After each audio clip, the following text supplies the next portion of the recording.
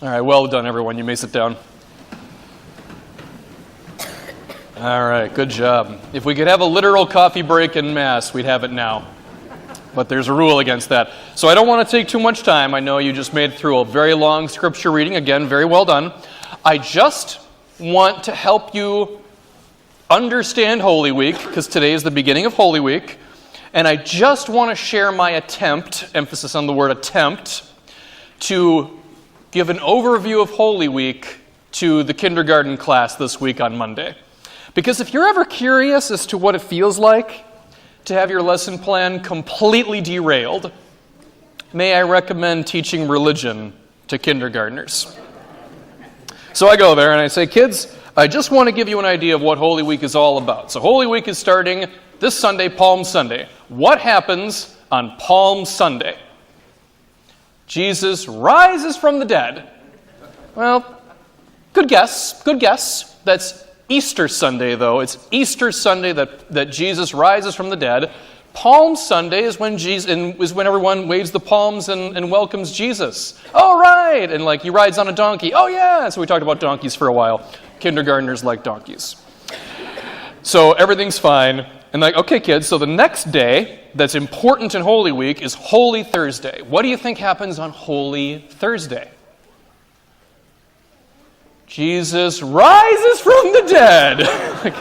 No, I just said that's Easter Sunday. Jesus rises from the dead on Easter Sunday. Holy Thursday is the Last Supper, remember? Oh, yeah. And then before the Last Supper, Jesus washes the feet of his disciples. Oh, yeah, and feet are gross. Yeah, so we talked about feet for a while, and everything is fine. And then, with a little bit of fear, a little bit of worry, I'd say, so the next day is Good Friday.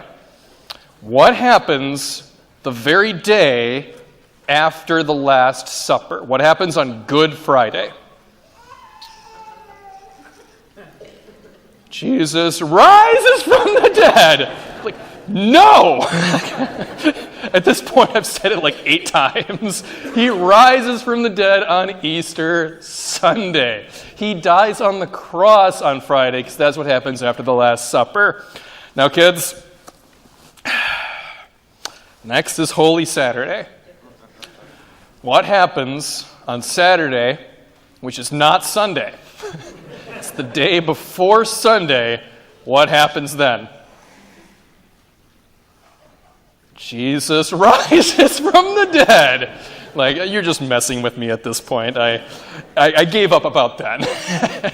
So we finally talked about Holy Saturday and the Easter Vigil, and then I made sure that they got at least one right. All right, kids, we got there.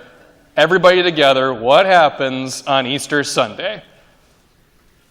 Jesus rises from the dead. All right, you guys got one. So I've been laughing about that class all week, by the way. And I can't really be mad at the kindergartners. First of all, because they're kindergartners, and I shouldn't be mad at them anyway. But the fact is, they got one detail down. All right? They really understand that one thing, even if they got a bit confused about everything else I was asking about. But it's important to note, they got the most important detail. All right? They got Jesus on Easter Sunday, and everything else in Holy Week is leading up to that. So if you have kindergartner-isms within you, don't worry about it.